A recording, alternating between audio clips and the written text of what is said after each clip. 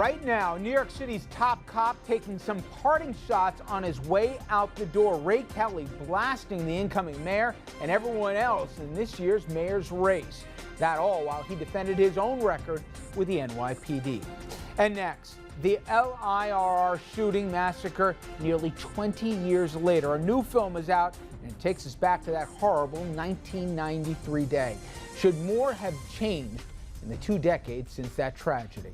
And then the twin tragedies in the Philippines, just as the nation and the world begins coming to grips with the typhoon and the rising death toll, a new problem: how to get help to those whose lives literally depend on it. Good evening, everyone, and welcome to RFL. I'm Richard French, and thank you so much for joining us this Friday evening, November 15th. Now, those stories, plus a fascinating conversation about religion, politics, influence, when one group seems to take over an area, and we ask a lot of tough questions on the issue. Or we'll also get into if this is just some of the new realities of just representative government representing the people who live there. But let's begin with the latest on the story that has dominated Washington for the last few weeks, some would argue for the last 5 years. I'm talking about Obamacare. The Republican-led House today passing a bill aimed at addressing the "if you like your insurance plan, you can keep it" problem. That as insurance companies continue to cancel policies they say are deemed substandard under Obamacare, despite critics who say the House bill would actually cripple the health reform law.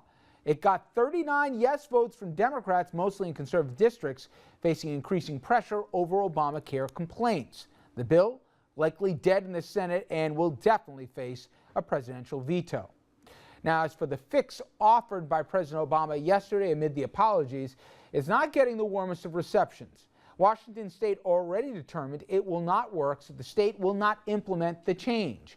Add that to the lingering website problems and its approaching revised November 30th deadline not everybody is sure it can be met.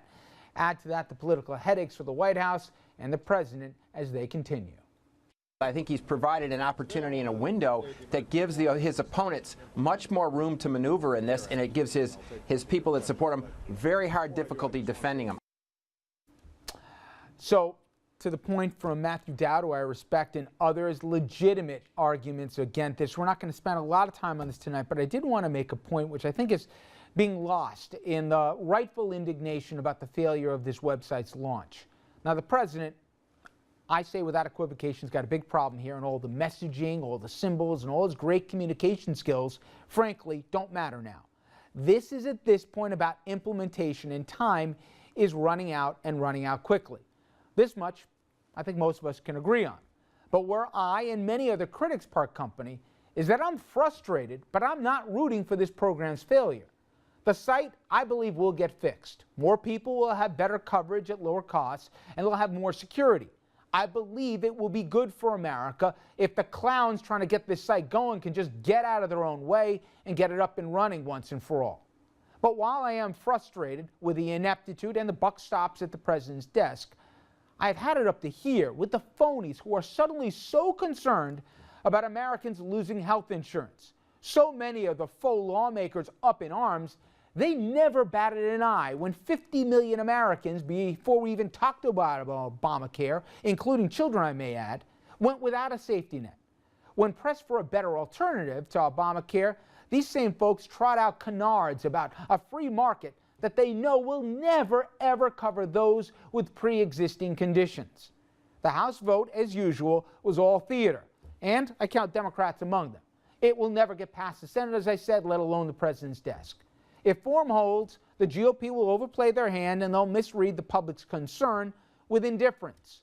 Now, none of this, let me be clear, excuses the colossal bungling of the rollout of this signature issue of the president. For the life of me, I don't get how a president and a campaign, the most technical we've ever seen in modern mankind, can't get a simple website to work they've been talking about for 5 years. So, I'm as mad as anybody. But I want America to succeed, and I know, as any lawmaker with a pulse, let alone a clue, that our healthcare system is broken and it is getting worse.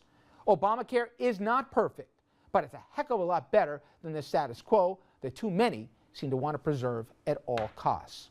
All right. Glad I got that off my chest. When we come back here, Ray Kelly the outgoing commissioner of the NYPD, gave an exit interview to Playboy magazine, and trust me, New York's top cop did not hold back. We're going to talk about that as we bring in our panel straight ahead.